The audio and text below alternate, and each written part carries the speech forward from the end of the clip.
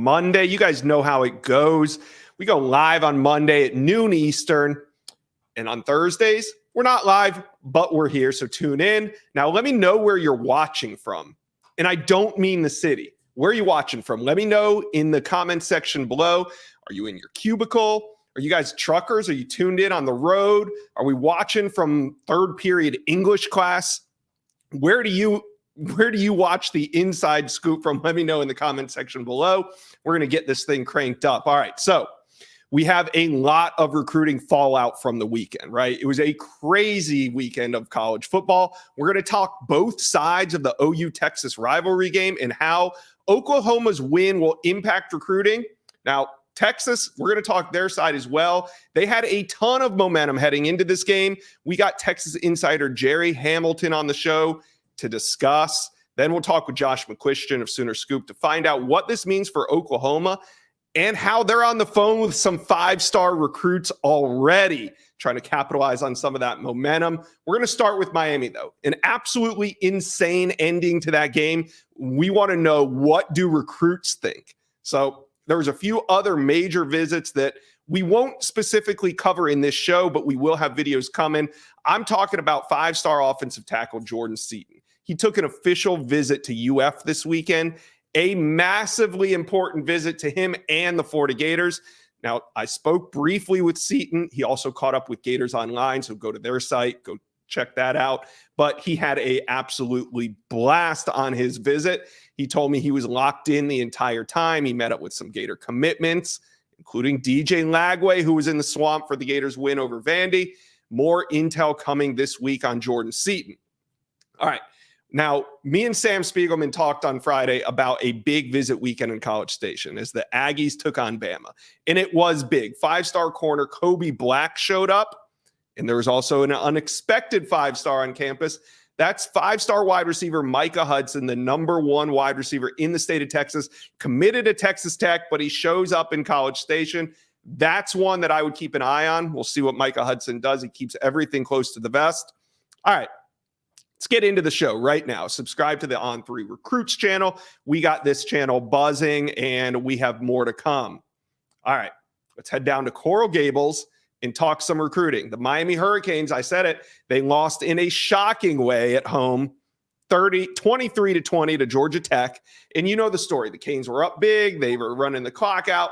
They weren't up big, but they were up enough to just take a knee and end the game, but that's not what happened. The rest is history, and Miami is no longer undefeated. But today, we're going to dissect the recruiting aspect of this loss and how it might not be as bad as you'd expect. Miami fans, hit subscribe. We are going to get through this together. Recruiting is your lifeblood of the program. Still got to recruit. Hit that subscribe button. We're covering everything. All right, let's bring on Azubi Charles of Cane Sport right now to break this down. Azubi, the Canes were the talk of South Florida. They were undefeated in year two under Mario Cristobal and looking for more. It was a big-time game with big-time recruits on hand. Five-star Jeremiah Smith, he was there. He actually told Cane Sport on his way into the stadium. He was asked about his expectations for this game. He said 50-0, just a blowout. That was his prediction. Now, it didn't go that way. It didn't go the way that anyone really expected. So, Azubi, what was the recruit reaction to this game? Yeah, so after the game, I think myself and every recruit was kind of still in shock of what happened on the field, kind of, picking our jaws up off the ground after, everything that happened. But for the most part, everyone was still kind of pretty positive leaving Hard Rock Stadium after that gut-wrenching loss. And I caught up with Miami commit Cam Pruitt, who I think kind of said it best. He told me, yes, that was a very tough loss, very hard to watch. But Miami is in a much better position now than they were a year ago today. Obviously, last year, coming off that Middle Tennessee loss and, the things kind of went south from there. But he pretty much told me, hey, it's a bad loss, but we're still progressing. We're still getting better. And I know a lot of people want to say, is Miami back, or, when is Miami come back? I feel like that's kind of, not a good way to look at things. I feel like Miami's working their way to getting back, and Cam Pruitt and a lot of the other recruits kind of had that same outlook leaving Hard Rock Stadium. So yes, it was a very, very tough loss, but recruits are still seeing the positive out of all the bad things that happened on Saturday. Well, that's good. And, like you said, this is only the first loss of the season. And Miami's had a rough patch these last few years. I think the recruits will give Mario and the staff a chance to turn things around. But did it hurt with a guy like a Jeremiah Smith, who's committed to Ohio State? He was in Hard Rock to see a high-flying performance, and that's not exactly what happened. Yeah, I wouldn't say this loss kind of completely takes Miami out of the picture for Jeremiah Smith, but I do think this makes that battle a little bit more difficult. Like you mentioned, he had very high expectations going into the matchup, outside of Hard Rock Stadium, saying he wanted to see Miami air the ball out. You gave, 50-0 prediction. And obviously, like we all know, that didn't exactly happen. And, seeing is believing. And obviously, Jeremiah Smith did not see all that he wanted to see at Hard Rock Stadium on Saturday. And, like I said, I don't think, this completely takes Miami out of the picture for him, but I do think it makes it very, very, very difficult moving forward. But they do have an opportunity, plenty of opportunities for the remainder of the season to kind of, catch his attention again. You have the North Carolina game coming up, you have the Clemson game coming up, you have Florida State game coming up, you have a bunch of very, big games on the schedule still. So a lot of more opportunities for Miami to kind of showcase, what they have and what, Jeremiah Smith might want to see. But that does, that loss is a big, big blow for their recruiting efforts right now for the 5-star Ohio State commit. Yeah. And now Miami also, they got some big positive news on Sunday. There's probably some Cane fans that after that football game just put their phone away, logged off the internet and went silent. But if you weren't paying attention, yesterday evening on Sunday, Miami got a commitment from 4-star wide receiver Nye Carr out of the state of Georgia. He's a recent decommitment from Georgia. Just about 2 weeks ago, he reopened his recruitment. Now, he was at Auburn last weekend, Miami this weekend, and there was a lot of buzz heading into this weekend. Zuby, take us behind the scenes a little bit. Was Nye Carr's plan all along to commit this weekend, or did something go down that caused him to make a decision? Yeah, from the beginning, when Nye Carr decommitted from Georgia, I spoke with him, I think, a day or two after, and he pretty much told me straight up, yeah, Miami's the front runner. Miami's the team to beat right now. Mm-hmm. There's been something brewing, over the past 2 weeks since he decommitted from Georgia, and it kind of finally came to fruition, Sunday afternoon. Word began circulating that Kai kind of gave a silent commitment behind closed doors to Miami prior to Saturday's contest. And, I spoke with Jeremiah Smith and JoJo Trader Friday night before Saturday's game. And Jeremiah Smith kind of hinted and said, hey, Miami's getting a guy this week. And I can't say who, but, Miami's getting a guy. So, a lot of people behind closed doors kind of knew Nye Carr was coming. And just to see him stick behind his commitment and, stand on his pledge after watching that Georgia Tech loss kind of tells me, hey, this kid really believes in what Mario Cristobal and those guys are doing. So a huge, huge, win on the recruiting show for Miami and kind of a Band-Aid to kind of ease the pain for the fans of what will happen Saturday. So Miami getting Nye Carr on the board, their third wide receiver commit, joining Chance Robinson and JoJo Trader is huge for Miami and huge for Coach Kevin Beard, who I have to give my credits to is killing it on the recruiting show right now. Yeah, kind of takes the sting out, at least a little bit. If you're a recruiting fan, you understand the importance of Nye Carr to this Miami Hurricanes recruiting class. Now, there's also some flip targets on campus that I want to talk about. And I'm talking Jordan Lyle, 4-star running back out of St. Thomas, and Adarius Hayes, a 4-star linebacker from Largo High School. Let's start with Jordan Lyle. Is this a similar situation to Mark Fletcher last year, who Mark Fletcher was at American Heritage, and he was a late flip from Ohio State to Miami at the running back position. This seems awfully similar, Zuby.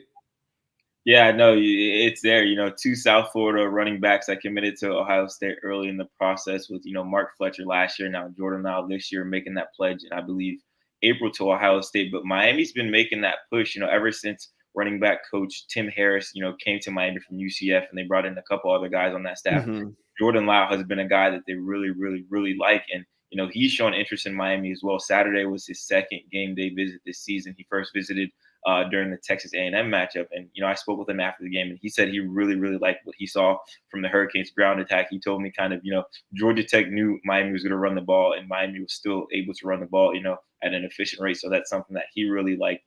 Also, Miami currently has 3 of his teammates committed at St. Thomas Aquinas, and they're making that push as well to try to get that 4th guy, more guys from St. Thomas to University of Miami. So that's, another factor that's playing into this. But there is interest there for sure from Jordan Lyle's side and definitely from Miami's side. And he's telling me he's just trying to take things day by day and see how the season plays out. I asked him if that loss kind of affected how he views Miami. He said, no, not at all. He understands what's happening in Coral Gables. He knows they're trying to build the program to where they want it to get. It's not there just yet, but Jordan Lyle sees the progression, and Miami's, making that push for him. And hopefully they go 2 for 2 for flipping South Florida running backs from Ohio State to Miami. Yeah. Mark Fletcher said some of the same things when he was being recruited to Miami. So we'll see what Jordan Lyles does. Let's talk a little bit about Adarius Hayes. Now, he has been committed to the Gators for almost a year. I think it'll be a year in like January. So he's been locked in for a while, and he keeps showing up on Miami's campus. And every time he does, I go read the Florida writers, and it doesn't seem like there's a lot of concern from the UF side of things, but Hayes seems to be consistently showing up at Miami. What are your sources saying after this last visit? Yeah, so Miami's linebacker coach Derek Nicholson has been making, a very hard push and has been extremely involved with Adarius Hayes. And, like you mentioned, he keeps popping up at Miami. In the summer, he kind of made a sneaky visit, and then, there wasn't much, that came out of that. He, tweeted after he was 100%, committed to Florida, turning down his commitment, and then, this game day visit again. So a lot of moving pieces behind closed doors, and Adarius isn't, saying much, and obviously that's, not raising concern with Florida, but obviously if he's still coming around and Miami's still making that push, there's some interest there from both sides. So this is one that's going to be, monitored very, very closely. And I feel like if he makes another kind of pop-up visit to Miami, that's something that kind of should raise some eyebrows and, raise concerns about that. But Miami's not going to let up with this at all. They're going to keep pushing until, pen hits paper on signing day. And they really love Adarius Hayes. They love what type of talent he is, a tall, rangy linebacker that can move, that can fit well into what Miami's trying to build. So a guy that they think can contribute on their team, and a guy that they're not going to stop recruiting to the very end. So definitely a situation worth monitoring as, signing day approaches. So I know there's still work to be done with both of these guys. Neither's a shoe-in to flip to Miami, but who do you feel right now has a better chance to flip in the end? I would say Adarius Hayes, honestly, just obviously because how Miami's approaching this. Obviously, he's still committed to Florida, and, they're trying their hardest to keep him in the program. But there's interest there. You can see it, two kind of low-key visits, not trying to bring too much attention to it. And we've seen in other recruiting battles in the past, when you get guys on campus, when it's kind of those sneaky visits, those are the ones that kind of, hit harder because they're not trying to have their other school find out and things like that. Obviously, Jordan Lyles is a guy that Miami really, really likes. But for now, I have to say Darius is the one that I would keep my eye on closest. Okay, and I will. Not all bad this week, Azubi. Miami adds a big-time wide receiver in Nycard, the two flip candidates that we just talked about. But I know Miami fans want to get that nasty taste out of their mouth of this recent loss. They're going to go on the road to UNC and try to avenge that this weekend. But when can we expect the next big visit weekend in Miami? Yeah, so that next big weekend is going to be on October 21st when Dabo Swinney and Clemson rolls into town. Leading up to the season, when the schedule was released, when we were talking to prospects ahead of the year, that was one game a lot of guys had circled on their calendar. And for obvious reasons, Clemson has kind of been the team to beat in the ACC for the past 5 to 10 years.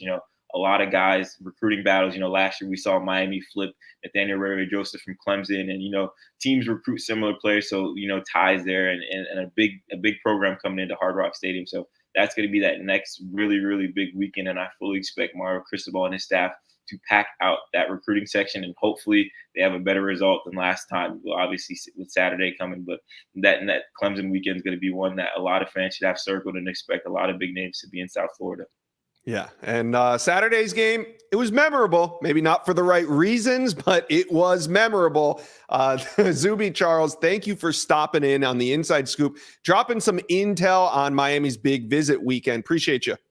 Thank you for having me. All right, Azubi Charles with Kane Sport. Now we're going to move on, talk a little Oklahoma and Texas. Let's start with the loser. No, let's start with the winners. Let's go to Texas. No, we're going to go to Oklahoma first. I'm sorry. Oklahoma, then into Texas. Feel a little different in Norman. The Sooners came out with a win on Saturday in a legendary game against their rival, the Texas Longhorns. And today, we want to know what that win meant for recruiting and how the Sooners plan to capitalize on some of this momentum. Oklahoma fans, we're excited to talk recruiting with you. So go ahead, hit the subscribe button. All right, let's get this thing cranked up and bring on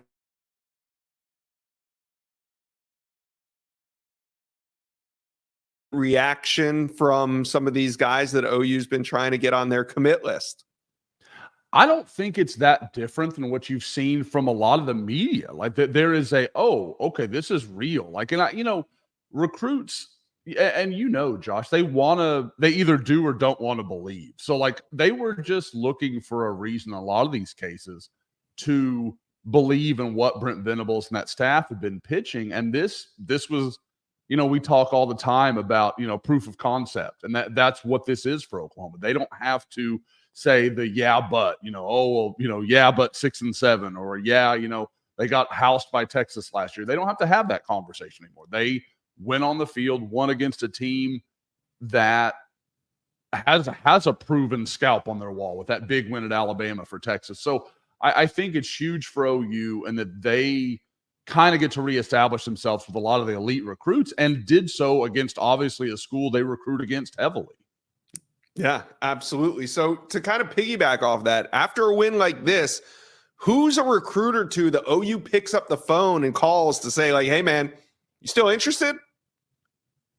The two that come to mind, Josh, are a couple of receivers. I think the notable one is probably Terry Bussey. Obviously, a very different scenario for A&M right now than where Oklahoma is coming off the weekend. So, Oklahoma, and we talked about this at the time, prior to his, is Oklahoma was always kind of playing the long game with him. I think they thought that first commitment was probably going to head toward College Station, and they knew that, and they were going to keep recruiting him and keep working him because that's a guy they really like. And they have the addition of saying, hey, we want you to come play receiver. That's what Oklahoma wants from Terry Bussey, while obviously at A&M, he's more of a corner target. So it's kind of a question, does that matter to him? Can that play a role? You get to also throw in, hey, Jackson Arnold is likely to be Oklahoma's quarterback. He's going to be running this offense, all the things you saw from Dylan Gabriel. So it gives Oklahoma a lot of weaponry there.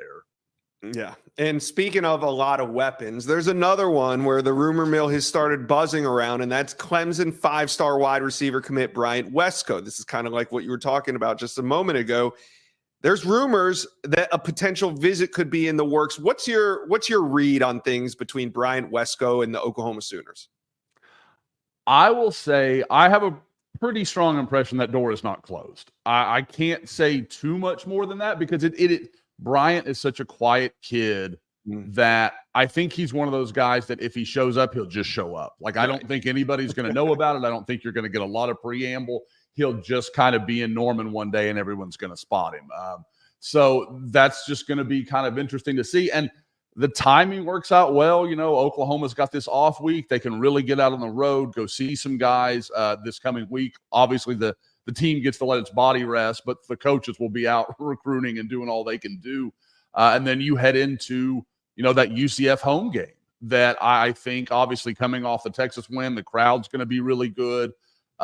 You've got a chance to really do something there and make that a big home environment. So if he showed up for that, it wouldn't shock me, but I do think that is going to be a pretty solid visit weekend. Maybe, and not even maybe, definitely not from an official visit standpoint because OU has so few outstanding targets remaining. But from that 2025, 2026 group, I think you could see a pretty good visitor list. Okay. Well, let's talk some trench talk. Now, Oklahoma fans, we're not going to the defensive side of the ball. We're going to talk a little offensive line trenches, and there's a couple main targets right now, mainly Grant Bricks and Eddie Pierre-Louis, but you and I were talking off camera earlier, and you think Oklahoma could be in line for an offensive line commitment this week potentially. Yeah, Daniel Akinkunmi. I was getting prepared for the last name and butchered the first name, so that's the way that goes. But with Daniel, this is a guy that I think Oklahoma just kind of fell in love with, just watching, and he's a guy that you've got to project a lot. He hasn't played a lot of football, obviously from England, playing at the NFL Academy over there. But I mean, you look at some of his video and you're like, this guy there's some stuff there. There's some tools. And with a developer like Bill Bedenbaugh, who I think we all accept maybe isn't going to always go get the 5-star guys, but is proven he can develop. And I think this is his kind of guy. Daniel's put out some videos from his visit. You can see how much he kind of enjoyed himself, went with his mom. And I just think Oklahoma's in really good shape. He's going to make an announcement on Thursday. And, it's supposed to be doing a big thing with destroying on YouTube. So there's going to be all kinds of stuff. But it is I think that shapes up pretty well for Oklahoma. Now, if you want to pivot a little bit to Bricks and Pierre-Louis, I think Oklahoma's in great shape there. Eddie is expected to be on campus for that UCF visit weekend that I referenced. That would be an unofficial since he took his in the summer. So, I think they're in good shape there. Grant Bricks, it's a lot like Bryant Wesco. Like, you don't know. Like, he is tough to read. He doesn't talk to anybody, really, even the coaches. From what I can gather, he speaks to each staff of Kansas State, Nebraska, and Oklahoma about once a week. Like, there's not a lot of pushing and cajoling. Like, he's just going to do what he's going to do, and he's going to do it whenever he feels like it. No one really knows because he's set several timelines. It keeps getting pushed back. So, again, the offensive line recruiting it seems like it's trending in a good direction. There's reason to think Oklahoma's in good shape with really all three of those guys. But, I mean, I can see a world where maybe Daniel Akinkunmi is the only one they get out of those three. Well, yeah, the Grant Bricks one's interesting because it seems like since July or August, we've been on quasi-commit watch. Not that we've felt decisions imminent, just that it could happen at any time, and nobody truly knows when it'll happen. And now we've entered October, and we're still saying the same thing about Grant Bricks. So I had to bring it up, but of course, we don't know exactly when that'll come. But potentially, does Oklahoma have room for all three of these guys? I absolutely think they do. I mean, you look at their numbers. This needed to be a big class, and Oklahoma was very aggressive, making some early offers. You know, they let's be honest. I mean, they took some tough beats, and this was a tough year to do so because there was such a limited supply of offensive linemen. This was one of the softer classes I can remember at the position. But if you can go get Eddie Pierre-Louis, who was an early offer for Oklahoma, you go get Grant Bricks and Daniel Akinkunmi, who's a real high upside kind of guy. I think you've done pretty well with what you add to guys like Eugene Brooks and Josh Isosa, an in-state guy that Oklahoma really likes. I think you've started to build a class there that is not going to be ready to come in and start from day one. I mean, Grant Bricks plays, frankly, in the middle of nowhere, plays very small school football in Iowa. He's going to need time, but there's a lot of potential there. And so I think with a lot of young guys, Caden Green being a true freshman that played a big role in that win over Texas, they're starting to develop some young players that I think are ready to step in. But this group could be that next wave if, they kind of buy in and do the things that we've seen Bill Bedenbaugh do in the past. All right. So you can feel this Oklahoma recruiting momentum building, and obviously the win over Texas puts us in this position. You've mentioned the UCF game a couple of times. Is that the next big visit weekend when Oklahoma fans can see some of these recruits back on town? And will there be any others? That's the one. I would say that, and then at the end of the year, that TCU post-Thanksgiving game should be fairly interesting. Now, it's slowly losing some of its luster with TCU just looking like they're in a little bit of trouble. But I wonder if maybe that's why you pivot to this game a little bit. You've still got some pretty good weather, which, Oklahoma in late November, it's going to be cold. And, you wonder how some recruits you can bring in to react to that. But you could bring in some guys next weekend and really have a nice environment, not have guys walk around in parkas every time they're outside. So I think that's a potential one that's really kind of gaining steam. And frankly, the timing, like we kind of mentioned it earlier, following up that Texas weekend, all the good feelings, all the buzz. I mean, it's all there. So Oklahoma can walk in and say, hey, just come give us a look, just see what you think kind of thing, and start to build some momentum. And like I said, it's going to be more about 2025. Some of the big offensive linemen in Dallas, Michael Fasusi, Ty Haywood, Lamont Rogers, getting some of those guys maybe back on campus. That would be a big win for Oklahoma. So we'll see what it ends up looking like, but I definitely expect that to be a pretty big weekend. I think you got to think a little bigger, Josh. Oklahoma keeps winning on the sidelines for that TCU game. Maybe it's Williams Nwaneri, Bryant Wesco, Terry Bussey, Dominic McKinley. Now we're cooking. From your lips to Oklahoma fans' ears, man. That's their dream scenario right there. Yeah. Hey, just keep winning. We'll see what happens. But today, Oklahoma fans are really excited about this big win, and there could be a commitment to come this week. Josh McCuistion from Soonerscoop.com. Thanks for joining the Inside Scoop. Always enjoy it, Josh. Longhorn fairy tale season took a bit of a detour on Saturday when the Sooners played spoiler in the Red River rivalry. Now, how much did the 34-30 loss impact Texas recruiting? We're going to break that down in this video. Also, a new development with a potential 5-star flip for the Longhorns. So Texas fans, hit the subscribe button to the On3 Recruits channel. We are getting this thing cranked up. We want Texas fans to be a part of it. Hit subscribe. Okay, let's bring on Jerry Hamilton from Inside Texas. Now, Jerry, we're not going to get on here and act day one like this loss to a ranked opponent is going to end everything for Texas recruiting. Yeah. But they did have a good thing going. So does a game like this maybe take away some of the potential ceiling from the class, or does it show recruits like, hey, we're this close and you could be the difference maker? Yeah, I think this game helps as long as you go on and win games the rest of the season, right. Josh. I mean, look, I was there. I was sitting 40 rows behind where all the recruit section were, and I can tell you it was an amazing environment for college football, Josh. There weren't any kids there disappointed in what they saw from Texas, what they saw from Oklahoma, or just being there at the game itself. I mean, it was an amazing atmosphere. Look, I think as long Texas still beat Bama, they're still going to be ranked in the top 10. They still now just have to go win the games. They have some big home games left for recruiting, and they still have momentum on their side. They're going to have a bunch of guys drafted. So, yeah, I think it was a positive for Texas outside of not winning the game. I think the way the program is being seen by top recruits, especially those younger guys, those 2025, 2026 guys throughout this season, is very positive for Sarkisian and staff.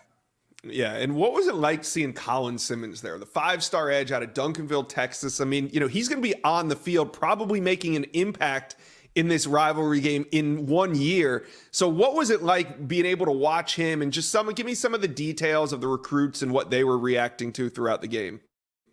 Yeah, I thought I think just the crazy start to the game, Josh. I mean, like the Quinn Ewers' first interception and Oklahoma scores. Texas comes down, throws an interception again, but then blocks a punt for a touchdown. It was Manny Muhammad that recovered that punt for a touchdown. All the Dallas guys were excited. They knew that was Manny Muhammad that scored that touchdown. Then, when you look at Colin Simmons and you think, okay, well, does a loss hurt Texas with a guy like Colin Simmons who's committed?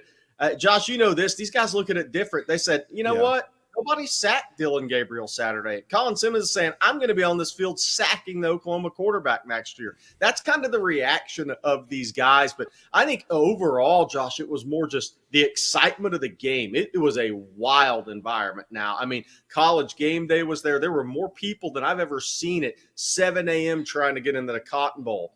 So it was a crazy environment when all those kids got there, and it was nothing but positives. And speaking of crazy environment now, it was a rivalry game, but Texas was the team that could host visitors because they were the home team in this one. So one of the visitors that showed up was a bit of a surprise to me, Jerry. We're talking about 5-star safety Xavier Phillips. He's the number 2 ranked safety in America out of the state of Texas, but he committed to the Florida Gators over the summer. What are your sources saying about this development with him showing up to this rivalry game? Yeah, it's interesting because On3 actually broke that Xavier Phillips was going to be at the game. Then he's on his way to the game Saturday, and Blake Gideon, the Texas safeties coach, calls and officially offers him. Texas had not offered him prior to Saturday. Why? I think the consensus was he was going to go to Florida. He's from Orlando area. His dad lives in McKinney. His mom lives in the Orlando area. And I think the consensus throughout this recruitment was he's most likely to go back to Florida for college. He moved here in the 6th grade, moved to Texas in the 6th grade, but his father does live here. So Texas hasn't really been on him, but Texas still has a need at safety in this class. And so they've been talking to the McKinney High staff, keeping tabs on Phil Sami. But they decided to when he decided he was going to come to the game Saturday, Texas jumped on it as an opportunity to offer him. And I think the other part with that is, look, he's solid to Florida, but the way Florida's season goes the rest of the way could have an impact there, Josh. I mean, from the sources I've talked to, I think Texas is maybe a fallback plan right at this point because he hasn't built those relationships with the Texas staff. That's really just starting now. But Florida's season's going to have an impact on this recruitment. All right. So if I'm a Texas fan, let's talk to Texas fans right now about Xavier Phillips, because he just got the offer. So how serious is this going to get? Do you put him on the board for Texas? I mean, is this a guy, unless he takes an official visit, this probably doesn't, nothing really comes of this. But do you think that they get him on campus for an official visit this fall? I think they're going to work to that for sure. And I do put him on the board for Texas. And here's why. Warren Roberson was a longtime TCU commitment in the last cycle, and then he ends up at Texas, right? So this staff, one thing Texas staff does is their senior evaluation. That doesn't mean they didn't like Phyllis Same before that, but there's a big need at safety. I think maybe Phyllis Same's more open now to the recruitment process, just with the questions around Florida a little bit right now. So I think he's on the board. Texas will continue to try to get him on campus and gauge where his interest level is at. But just by him going to the game with his junior teammate, Riley Pettijohn, who's one of the top junior linebackers in the country, and a couple other McKinney teammates, younger players that have a lot of offers already, Texas knows he has interest now.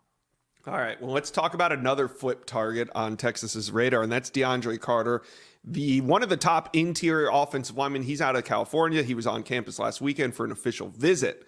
Now that the visit high's kind of worn off and the dust has settled a little bit, DeAndre Carter, he's committed to Auburn, but what are your sources saying on a potential flip, and when could it happen if it is to happen?